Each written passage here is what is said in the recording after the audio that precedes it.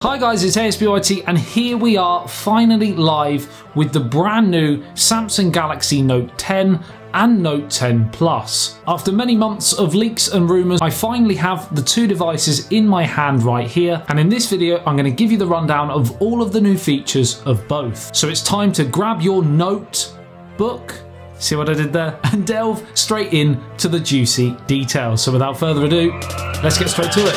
If you're new to the channel and love everything tech, news, unboxings, reviews, then make sure you hit that subscribe button and ding that notification bell so that every time I post a video you are notified and can stay up to date with all of the latest tech. And this video was shot all the way over the pond in New York. Massive thanks to Samsung for organising my trip to New York to the live launch in order to make this content possible for you. Right, so starting with design, they basically look completely identical. The only main real difference is on the rear, where we have an extra camera lens, and we'll get onto the cameras in a second. Now on the top we have the SIM card tray, which is dual SIM. We have the volume rocker up and down and the power button on one side. The power button also coexists as a Bixby button. And on the other side we have nothing, and on the bottom we have our Type-C charging port, our speaker, which makes it stereo because of that front-facing speaker on the display, a microphone, and our S Pen as well. So if we flip back to the front on the standard Galaxy Note 10, we have a 6.3-inch Full HD Plus dynamic AMOLED display.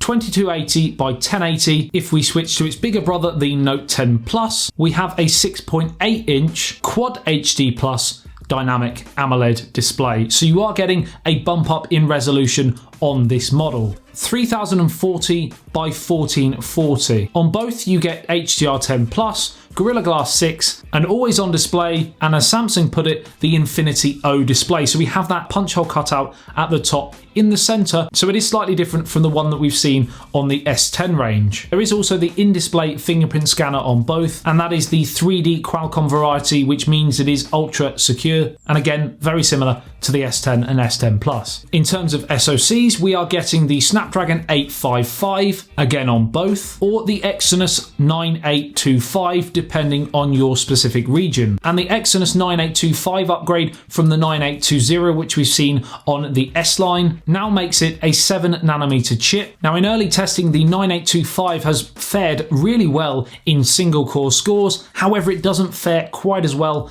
in multi-core scores compared to the Snapdragon counterpart on other devices. If you want to see full comparisons between the two, let me know in the comments and I will try and make that happen. Now we're going to jump onto battery, and this is a key area.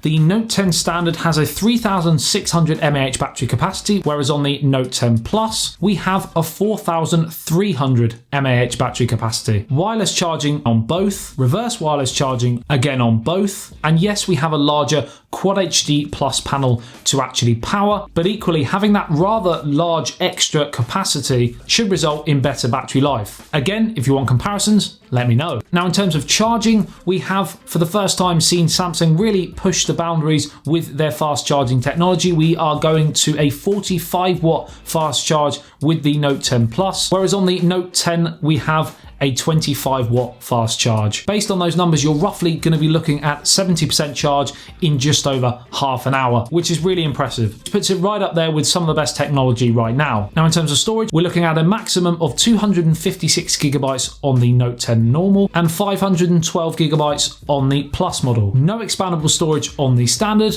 micro SD card expansion on the Plus model. The brand new UFS 3.0 on both. It supports Wi-Fi 6, max RAM of 12 gigabytes on the Plus. Now we're going to jump onto camera, and we have the triple camera setup on the standard. Even though it looks almost identical, it's technically a quad camera setup on the Plus because we have a time of flight lens as well. Good for your depth and portrait shots, of course. Now in terms of that main triple threat, it is the same on both. We have a 12 megapixel wide angle dual aperture sensor. We have a 12 megapixel telephoto lens and a 16 megapixel ultra wide angle lens. The front camera is a 10 megapixel lens. In terms of video recording, we have 4K at 60 frames a second, 4K at 30 on the front. So again, really impressive. Same as the S10 range, we have that 4K ability in that front-facing camera. And on top of that, once again, Samsung are producing some of the best super slow-mo shots in the game. The frame rates are something to be drooled at, Not literally, that would be disgusting, but nevertheless, very impressive, and I can't wait to test it out in more detail. Now I know what you're thinking, what's the one thing I haven't mentioned so far? Well, two things. Number one, no headphone jack on either. Unfortunately, it has gone the way of the Dodo. It makes the marketing tactic of trolling other companies for dropping the headphone jack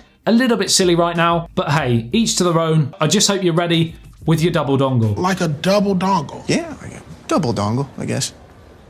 That sounds explicit. Now there's one famous feature about the Note line that I haven't talked about, and that is of course that magic S Pen. My personal favourite is the brand new kind of air gestures. Let me know in the comment section below what you think about the Note 10 and Note 10 Plus. Which is your favourite, or do you like both of them in their own individual way, or do you like neither and there's something else on the horizon for you? I have plenty more content coming on the Note 10 range very, very soon, so if you want to see that, hit that subscribe button, ding that notification bell so that when I post those videos, you are notified. And as always, I will love you and leave you. I'll see you in the next one. ASBYT, peace out.